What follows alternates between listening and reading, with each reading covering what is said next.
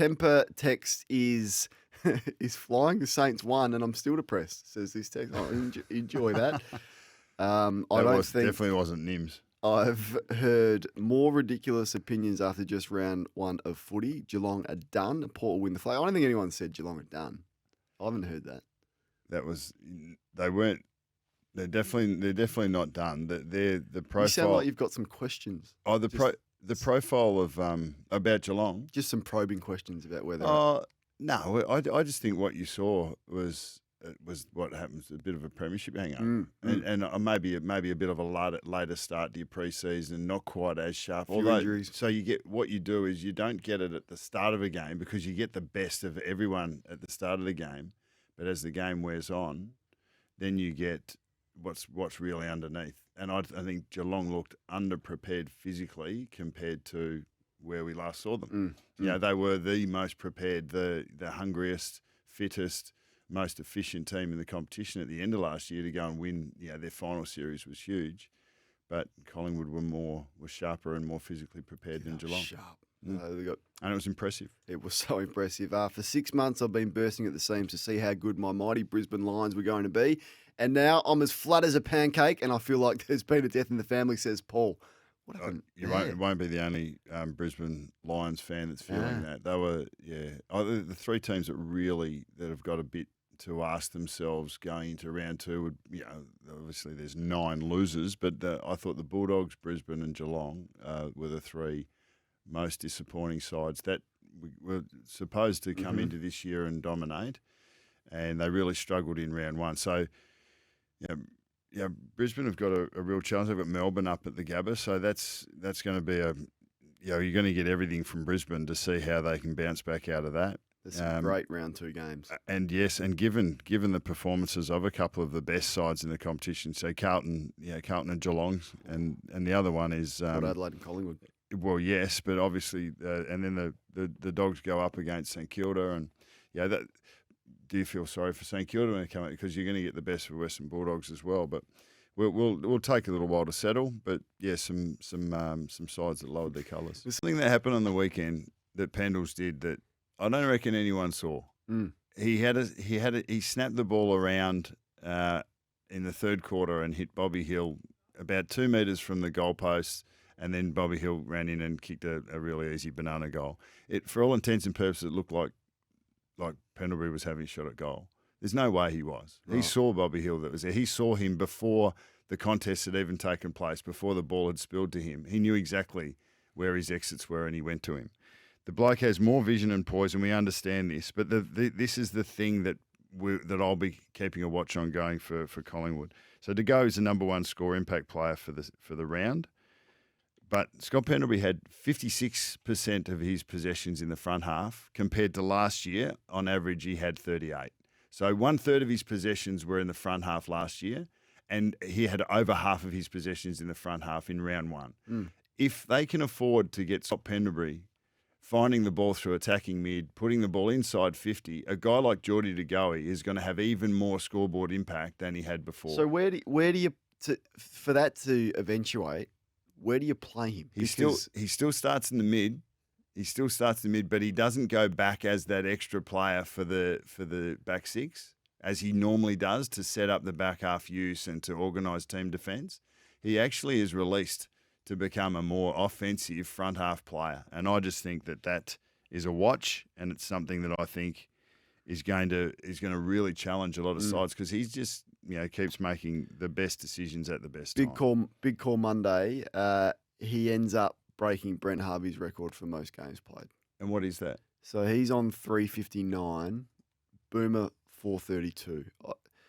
He's the player most likely to break that record. Yeah. Now that there's a sub and there's an extra round, and Collingwood, you'd think in the next, 2-3 years are going to go deep and play an extra 3 or 4 games in finals per year. The way that he moves, his durability, he's as good a chance as anyone to break that record. Like Tom Brady, his greatest attributes are ageless. his capacity to be efficient, to move himself through the contest, and to know the moments is as good as any. So can a 6-time All-Australian, 5-time Best and Fairest winner, 14-time top 3, Norm Smith medalist be overrated is the question. No, underrated. Underrated, we're asking you this morning. I really think that's possible. Number 3 is Brisbane's work rate. Chris Fagan and the leaders at the Brisbane Football Club would be shell-shocked about their performance against Port Adelaide. That performance, it was not at standard. The work rate and attitude, especially after half-time, was really poor. Outside of the 6-goal second quarter, Brisbane didn't give a yelp. 4 tackles in the third quarter, a pressure number of 156 after half-time, which is as low as you could expect. They got beaten by 130 in uncontested possessions. They only won 130 uncontested possessions themselves, which is 40 lower than the next team in the across the weekend. They only had 260 possessions for the whole game. Like, this is one of the most vaunted midfields. Neil had 20, Dunkley 19, Ashcroft had 13. First game, you can't put it on a first gamer. McCluggage 13. Their mids were absolutely smashed. They play Melbourne this week. We're going to see the best of Brisbane, but the way Chris Fagan summed it up is the only way to see it, and that is that it's something that they hadn't expected to see in round 1. Who's the imposer at Brisbane? We spoke about Toby Greene doing that, and Lachie Neale plays physically. Dane Zorko wasn't there. Who's the one that is prepared to get their hands dirty? I mean, that's the reason Dunkley came in, and he was okay by the midfield numbers. He was the best of the bunch for Brisbane, but certainly not Joe Danaher, and it's not Eric Hipwood. It's not going to be Jack Gunston. I think it could be Cam Rayner, but they've put him to half back, which I think he's wasted there. Up by 18 points just before half time and lose by 54. It was, in terms of the round 1 losers from a holistic sense, you've mentioned Brisbane, Geelong and the Western Bulldogs, but hard to go past them as number 1. Yeah, Darren Berry's probably the most physical player that they've got there, and they love him and played a really... Mitch Robinson's not there anymore. No, but Berry played a really important role on Oliver in their finals win last year, when they looked like they were gone at halftime, but then came back. Fourth one I've got is Toby Greene versus Izak Rankine. They play potentially the toughest position on the field. And the two of them going head-to-head yesterday, I thought was amazing to watch. But Toby Greene, as you said, as first-time captain, and his performance, it was elite, and he really felt it yesterday. Greene kicked 4-4. He had 19 touches, 13 kicks, 6 handballs, 5 inside 50s, 15 score involvements, and 9 shots on goal, which led the competition in round 1. Rankine kicked 2-5. Had 18 possessions, 15 and 3, 2 inside 50s, 12 score involvements, and had 8 shots on goal, which was the second most for the round. They both had the game on their boots, and it's just Toby Greene, a little bit more experience, a little bit more worldliness and understanding of the situation, and I suppose the been around the block long enough to know, or this is my moment. But even he missed, shots on goal that he'd normally get. But Rankine, I thought, geez, that was an amazing performance. Was it an amazing performance from Izak? So when you look at, and this is the pressure that's going to come on Izak Rankine. So he signs the richest contract in club history at Adelaide, which means nothing once you run out in the field. Well, I think it does. I think it does mean something. And we're assuming this, aren't we? Is this? Have you seen the contract? Well, no, I haven't. I wish I have seen it, and that's why the transparency needs to be there. But you could make a informed assumption that it's the richest contract in club history. You can't be having you can't be having 8 shots and kicking 2 goals. I mean, that's the pressure that comes because you are the man now, like it or not. And if you're having 8 shots in a game that you should have buried by half time, all I'm saying is the pressure is going to come now. Once off round 1, it's a big call to say that after only 1 game. But if that was a trend and the accuracy was an issue, the pressure is going to build. I agree, and I see what you're saying, but he's giving himself an opportunity. He's putting himself. He's doing 95% of what he needs to do in his role. He's still a young player. He can't be expected to be a Toby Greene yet, but he's moving in that direction. And I like what I'm seeing. He seems like he's coming along well, and he's in a system, seemingly in a system that's going to bring the best out of him. Last one I've got is Max Gawn. Been asked a few times since I said that I thought he was the most impactful player in the competition, but then you say you wouldn't spend most of your money on a ruckman. Well, I think Max Gawn is an exception. He's more than a ruckman, isn't he? He is more than a ruckman, and I reckon Simon Goodwin's pretty happy to have him on his team. The reason I think he is the player he is and the influence he is isn't just because he's a ruckman. I reckon when he's behind the ball and in the back half of the field, he's as good an intercept defender as anyone. So he's like a Darcy Moore or another Stephen May when he's in behind the ball. When he's in front of the ball, he runs like Nick Riewoldt and he marks like Tom Lynch. So he's as dangerous a forward or a player in front of the ball when he gets himself there.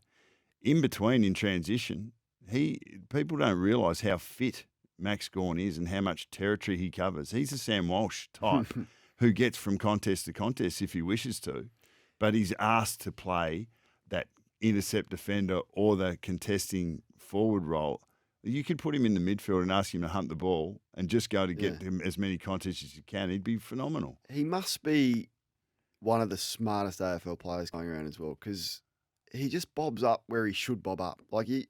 Granted, a lot of the time you're watching on a TV screen and the ball goes in and there's no Stephen May there, and all of a sudden Max Gawn's the one getting back. But then in the next piece of play, he's the one as the target from a kick out long down the line and the get out or the kick down the line from a held up play. Or then he's bobbing up inside 50 providing a target. I'd love to know whether he makes those calls, whether he's just got a license to position himself where he sees fit. But the trust and the knowledge they've got. He's the best captain in the game. You were spot on with it. I sort of winced when you said he's the most impactful player in the commission. But then I was watching. Bucks was probably spot on. But I think that, with those things being said, behind the ball, in front of the ball, and in transition, that's not even considering clearance and stoppage and the role he plays there. He is one of the, he does get his hand to the ball more often than most ruckmen, and he can put it to the advantage of his, very talented midfield. So that role as a ruckman is great, but it's all the other things that he brings to the challenge for the opposition and for the betterment of his team that makes him, one of the most, and I reckon the most influential. And I'd be surprised if that trend didn't continue through the year. Hard to argue with that. All right, what we might do now, Bucks, is just take a look. It's hard to know where to shift your focus after a certain game because there's been some terrific results, but we'll ask the question, does it say more about which team? We'll start with Thursday night. Does the draw between Richmond and Carlton say more about Richmond or more about Carlton? I think it says more about Carlton. I thought that they were dour.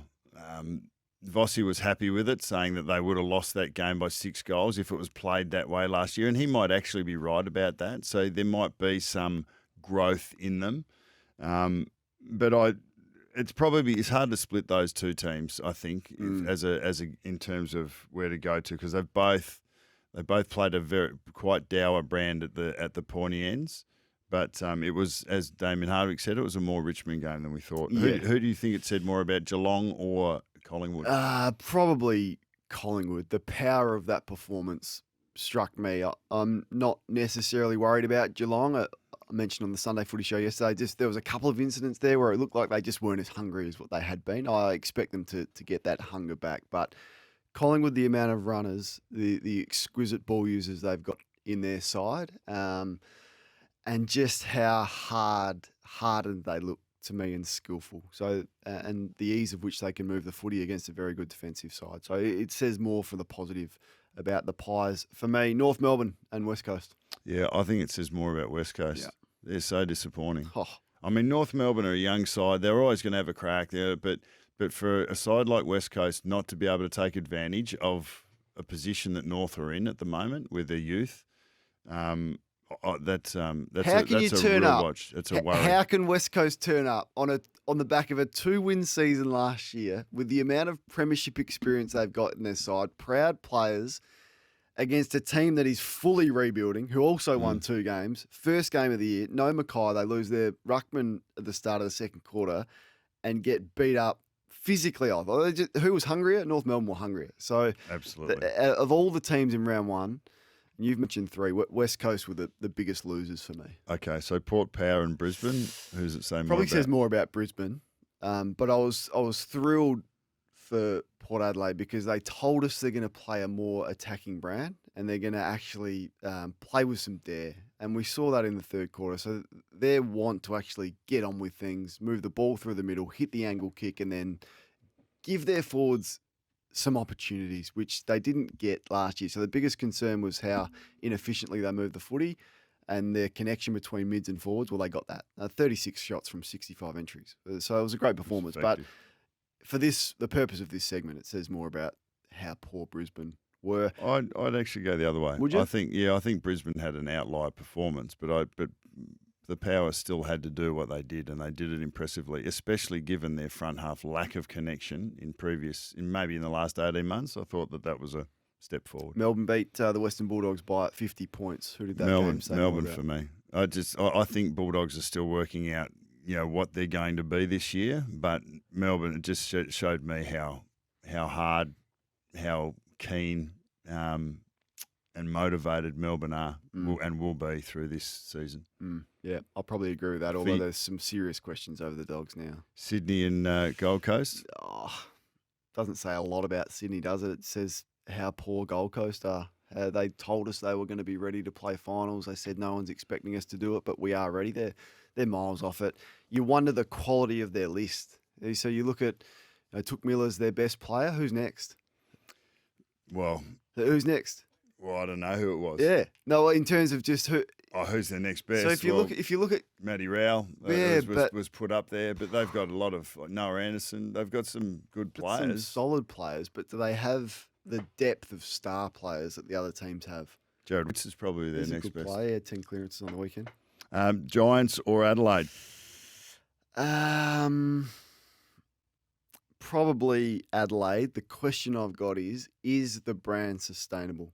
Because it can look unbelievable as it did in the first half, but is it too hard? Is it too hard to be asked to play that way for 23 rounds for 120 minutes? It's a pretty taxing way to play. So Matthew Nicks is going to have to come up with a different way to score other than off turnover and pressure. But they were really effective and efficient in that first half. So is that brand sustainable for 4 quarters? Well, I think the Adelaide of 2017 showed that it is with that really effective offense. They're a lot younger now, though. Yeah, they are. But it's. Yeah, I think both of those teams were fantastic. I think that's a win-win. I think Adelaide did really well to be where they were, even though they lost momentum. But it says a bit about Greater Western Sydney, given that the people that they lost. They lost Whitfield and Kelly. Actually, it'll say a little bit more about them next week. Hawthorn were defeated by the Bombers by 59 points yesterday. Which team does that performance say most about? Hawks for me. Yeah. I liked Essendon's effort and their free-flowing nature, but geez, they were allowed to do it. The last 2 games of the round yesterday were the lowest pressure games in the round. So we don't get a real good look at how those teams are going to handle high pressure situations as such. And Essendon there was just no pressure on them at all, and they were able to waltz through. How's he going to maintain the hunger for his Hawthorn players sandwich? Well, they're young. I know, they're young but players. losing is tiring, and turning up on a Monday morning. Well, they won 8 games last year. Yeah, but they've cut deep since then. It'd be a miracle if they win 8 games this year. How do you maintain your players' motivation when every Monday, and losing sucks, you're sitting in a game review watching edits of things you should have done better? Like, what would your advice be, is what I'm saying, to a second-year coach? Well, one thing I'm guaranteeing you that they're not doing is thinking about losing all the time. Like, they'll be thinking about winning. That's the reality. Yeah, well, he said in his presser, I think that we disappointed ourselves. That's not what we expected, and it actually lowered their colours on where they were able to get to at times last year with a little bit more experience. But that is the big question. So this is a team they should be competing against, and they would believe they should. I tipped them. And they lost by 10 goals. I thought they would win because I think Essendon have still got some gaps in their game, and they've clearly got some injury concerns as well. What Essendon have now this year that they didn't have last year is pressure forwards. They had no pressure forwards last year. Now they've got an absolute over-the-top number of them. And young Davey looked really good. And obviously Tipper's coming in as a pressure forward for that short hit as a sub, but they definitely got more forward pressure now than they've ever had, and it was actually a really positive aspect of their game. But I thought it does say something about Hawthorn. I thought that they lowered their colours. St Kilda and the Dockers, the last game. Fremantle, you'd be concerned. So Fremantle, for me, are like that NFL team that has a really good defense and a terrible quarterback. So the defense holds up. I think their back six is it's got to be the best back six in the AFL. Now that you may think that's a big call. It is a big call, but I don't know if it is because Cox took 20 something marks. He's a 24-year-old gun. Ryan's an All Australian. He's a star. Pearce is their captain. Young is an excellent player. Chapman's a really good halfback. Wilson's a good runner. So they don't want for anything. And their backs hold up. Like they kept St Kilda to 67 points. But it's what I'm saying. They got no quarterback. They can't score. Well, it's hard to score when you don't go forward.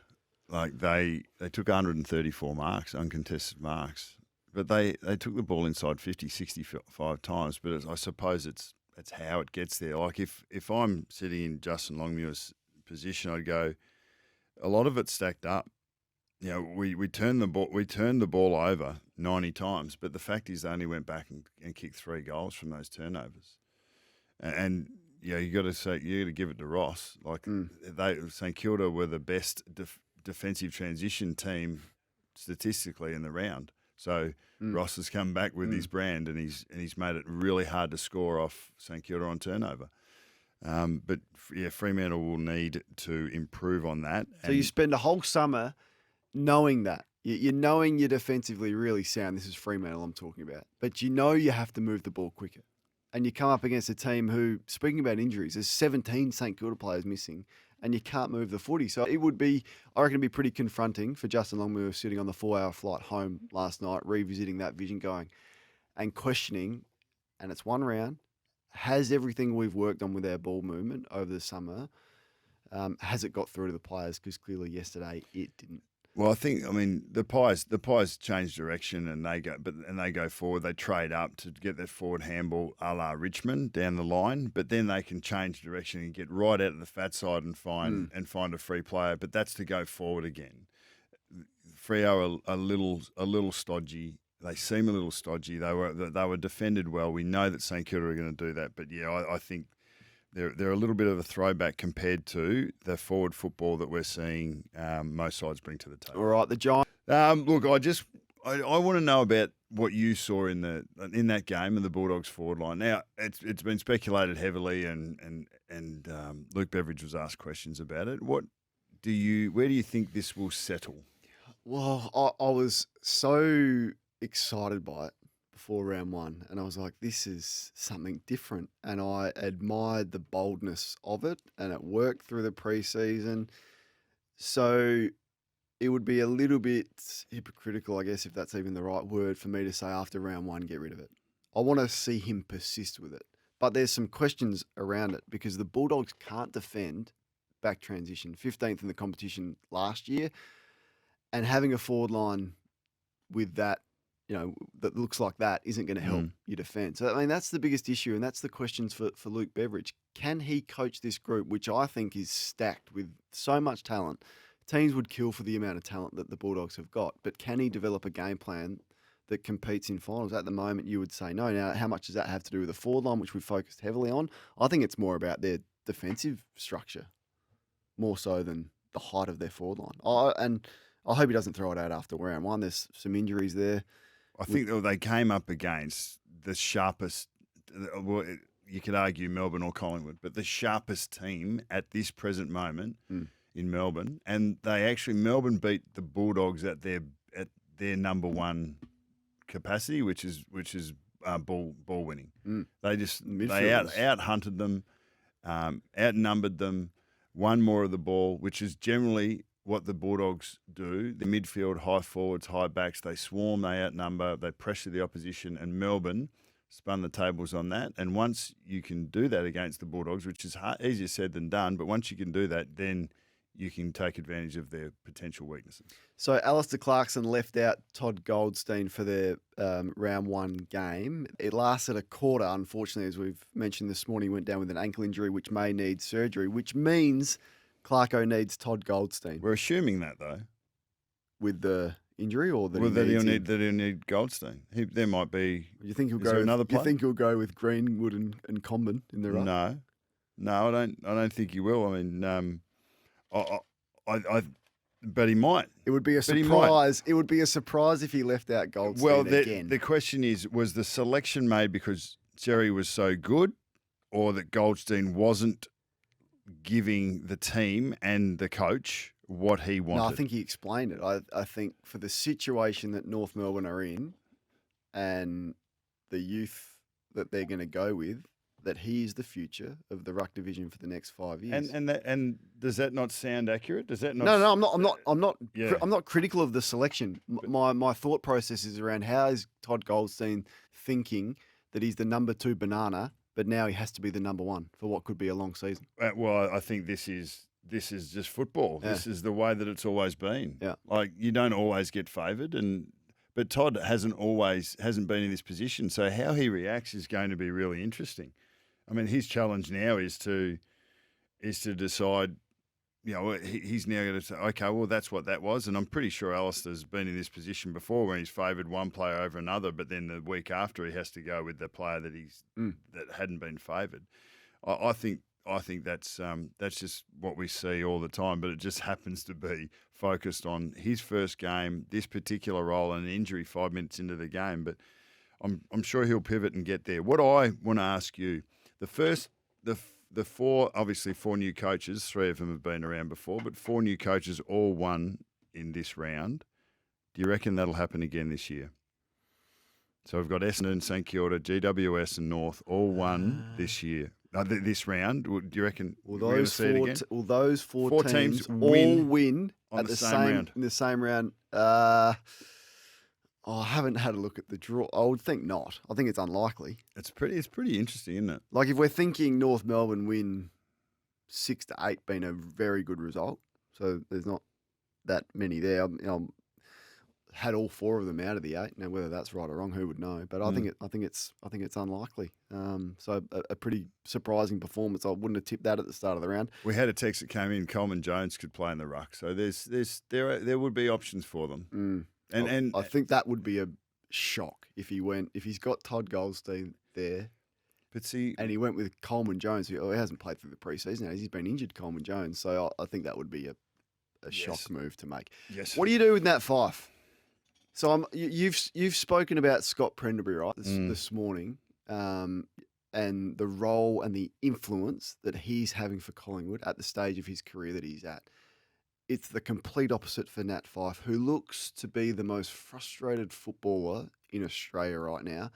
I think he had 2 effective kicks on the weekend. Is he being asked to play the role that best serves him for this stage of his career? Nat Fyfe, to me, from afar, has always been a quandary. I would find it difficult to know how to balance his individual skill set with what a good, consistent team needs to play winning football. And I think that Justin Longmuir is going through this. Fyfe's won 2 Brownlows, and he's an elite contested marking player, and he's an elite stoppage player. His running and transition and knowledge of which you spoke about 2 years ago, I reckon. But his knowledge of where to be and his capacity to buy into team defence and like the amount of work that you need to do to cover a guy like Nat Fyfe in transition if he's a midfielder is extreme. And I don't know if an avid football fan watching the game even sees that. Because if you're watching on the ground and you're looking for where Nat Fyfe is going, you're generally watching the ball, and you might see Nat Fyfe just jogging out the back. He just doesn't have the aerobic capacity to cover the ground as much as you would suspect. But when it gets in contest, he's brilliant. So I think maximising his strength and buffering his weaknesses is a challenge for the coach. And he's got now Brayshaw, Sarong, he's got Brodie, he's got O'Meara, guys that are coming through the midfield that are giving him both. I wonder if he looks and says, "You're giving O'Meara midfield minutes over me," because I get it if you're going young, right? So I get the Brayshaw, but I don't think we can say it's about age, and we say it's about transition, and I think it's part. But of for it. him, I'm putting myself in his mind, and it's not about him; it's about the team, and I get that, but. He's looking at O'Meara at a third club who's closer to 30, who's been pushed out of Hawthorn. He's thinking, I am twice as good a player as Jago O'Meara, yet when the game is on the line in the last quarter, he's in the centre bounce and I'm stuck at full forward. That's why I say he must be, and I'm speculating, I don't know, but I'm just trying to put myself in his shoes, the most frustrated player in the country right now. And it would be more than just the role that he's playing, because when he's playing in front of that ball use and that offensive strategy can be very effective, and it can give your forwards a good look. But the way they're just playing too stodgy. What about halfback? It's too late to change all that, or maybe it's not. But Pendlebury halfback, could Fyfe not be Jeremy Howe in a different kind of way? If he's not the transition midfielder, because he's not really a forward. He's not a great kick. It's not a great kick, and you need to be a great kick behind the ball. Okay, so like Nat Fyfe has carved out success in his career based on being probably the best at what he's good at, and that is stoppage and contested ball, and his aerial. So what we're saying he started as a forward. No. So what we're saying is Nat Fyfe's career is at the crossroads. I believe it is. When you get to that age, it always is. And if you don't evolve, or if you can't evolve, then you get left behind. And it's partly due to coaching, and it's partly due to the individual, but it has to come together to find a great mix. And right now, I mean, we're only one round into this year, but there's enough evidence over the last 18 months. He's had injuries.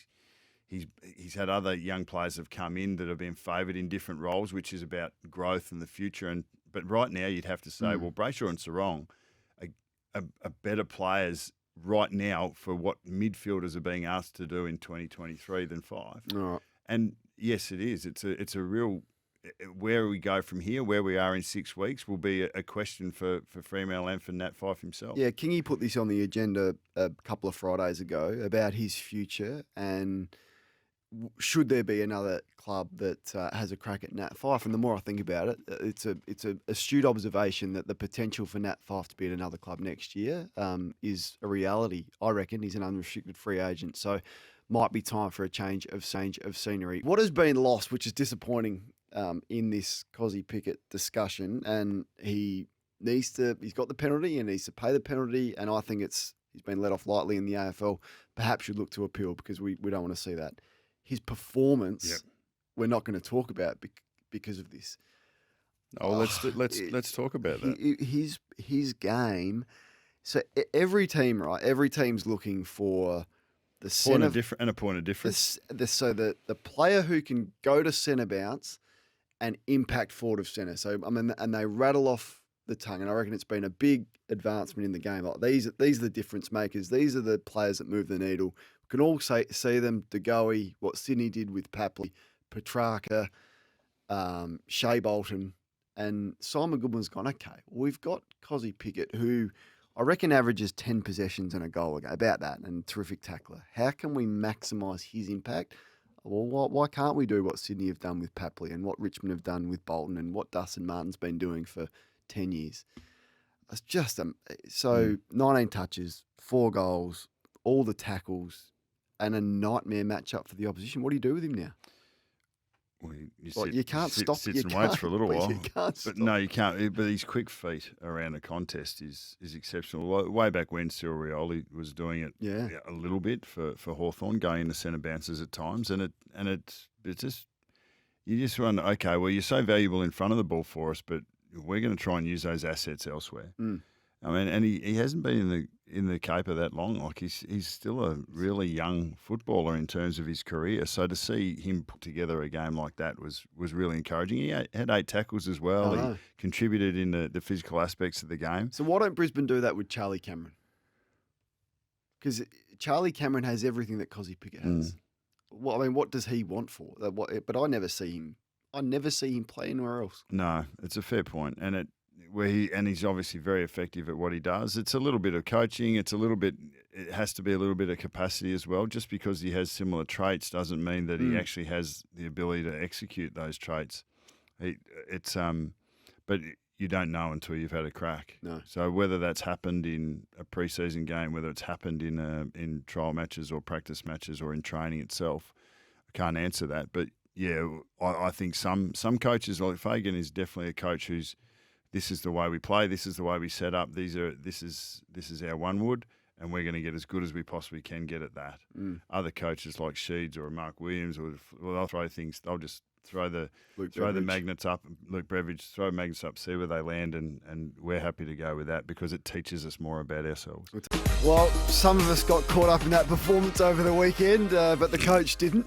Just maintaining a level head on the back of Jason Horne-Francis' round one performance. Yeah, well, the coach isn't coaching for a round one win, and he's not coaching for that singular performance by Horne-Francis. I mean, and I'm loath to talk about it in some sense because the focus on this kid is just over the top.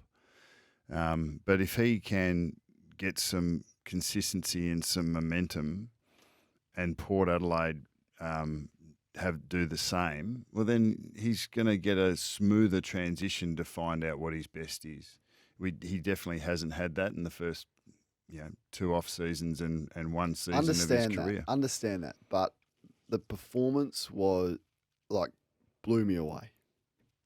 It was impressive, wasn't it? I turned it on and saw the third quarter, and and so that was that where he played his best footy. You saw the good bits. Yeah, well, it was impressive, and he found himself in dangerous positions. He actually kicked the ball. He kicked the ball really well. Looked powerful. Looked like he was covering and getting to outnumber positions, which was covering the ground well, which was good. Like Kenny's the one that's looking at it.